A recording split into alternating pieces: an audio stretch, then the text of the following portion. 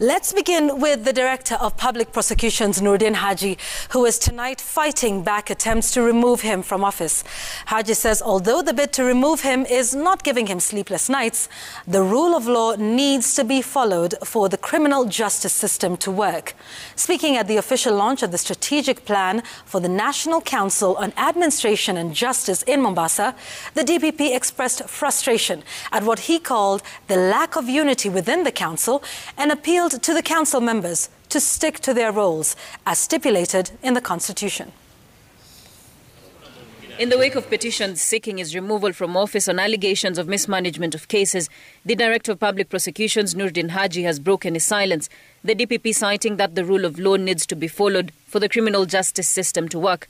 That image in the 10-year mirror, looking back, also reveals to me that this natural tension has in recent times expressed itself in unhealthy hostility, undercutting, and at times partners overstepping the boundaries of their constitutional mandate to attempt to take up the role of others.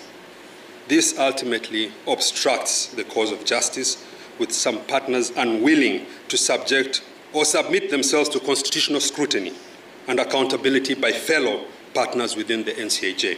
The DPP was speaking at the official launch of the strategic plan for the National Council on Administration and Justice in Mombasa, where he expressed frustration at what he called the lack of unity within the council. The pen is mightier than the sword.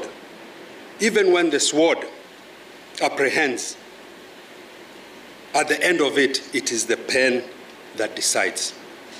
It is the judiciary that will decide with a stroke of a pen. Hence, the pen is mightier than the sword.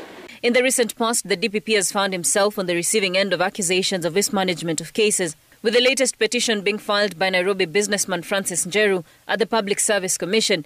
In the petition, Njeru accuses Haji of mismanaging a case involving a property dispute between him, China Road Bridge Corporation, and ARJ Capital. There have been serious infighting between the Director of Public Prosecutions and the Directorate of Criminal Investigations, at the centre of the feud being the Court of Appeal Judge Sankale Olekantai's link in businessman Tob Cohen's murder. The DPP wants the IG to investigate the conduct of the DCI office, including perjury. Moreover, with the DPP's office receiving flack for non-commitment and stalling Justice Sankale's case, Haji has now considered to inviting a foreign investigative agency to unravel the Tob Cohen murder case, that bringing to fore the bad blood running deep between the two criminal justice institutions. That unity, which is our theme, is the answer in correcting this image, reflecting back on us. Even when we are exposed to pressures and differences of opinion amongst ourselves, we must encourage dialogue, respect collegiality, and the enhancement of goodwill amongst ourselves. Haji, however, called on council members to stick to their roles as stipulated in the Constitution. I may fall, but I assure you that the next DPP will come from amongst you.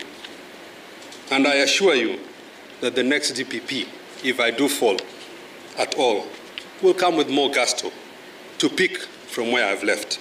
Raquel Muigai, Citizen TV.